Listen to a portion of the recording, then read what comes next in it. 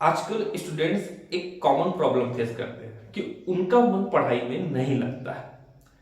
तो एक्चुअल में ना पढ़ाई में मन लगाने के लिए सबसे पहला पॉइंट है कि आपके पास पढ़ाई को लेकर कोई टारगेट होना चाहिए। और वो जो टारगेट है ऐसी दिखावे का ना हो।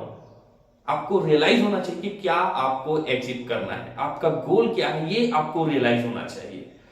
तो टारगेट सेट करने के लिए ऐसा नहीं है कि कोई बड़ा टारगेट सेट कर लो। अगर आपको टारगेट सेट करना है तो आप छोटा छोटा टारगेट सेट कीजिए। क्योंकि अगर मान लो आप क्लास में बहुत पिछड़े पोजीशन पे हो, आपका नंबर सबसे लास्ट में आता है और एकाएक बोलोगे कि मैं इस साल पूरे क्लास में, पूरे यूनिवर्सिटी में, पूरे स्कूल में टॉप करूंगा, तो थोड़ा सा टफ हो जाता है।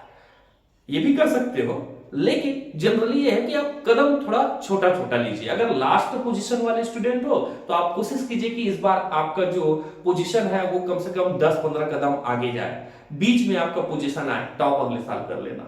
तो ये टारगेट सेट करना जरूरी होता है कि आप क्यों पढ़ाई कर रहे हो। और जब आप टारगेट सेट करोगे तो उसके लिए रूटीन जरूरी होता है। तो रूटीन कैसे बनाएंगे? रूटीन बनाने के लिए छोटा सा ट्रिक ये है कि एक डायरी रखिए। डायरी में आप कब पढ़ोगे मत लिखो, जितना पढ़े उसको लिखो कि मैं आज आधा घंटे इस सब्जेक्ट को पढ़ा, फिर टाइम और सिग्नेचर।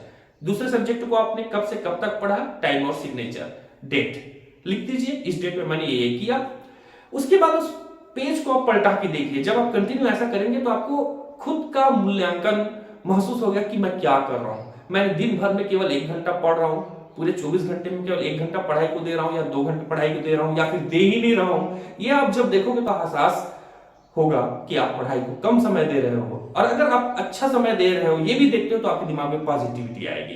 तो खुद से आप जागृत होगे, आपको एहसास होगा कि आपको पढ़ना चाहिए।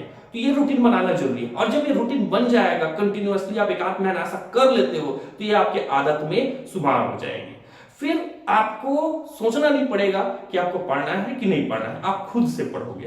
तो एक पहला चीज है, पढ़ाई में मन लगाने के लिए कोई ना कोई टारगेट सेट करो जो आपको प्रेरित करे पढ़ने के लिए। और दूसरा, रूटीन अच्छा बनाओ। तो ये 2 चीज करते हो तो भी आप पढ़ाई में मन लगा सकते हो, आप अच्छे से पढ़ाई कर सकते हो।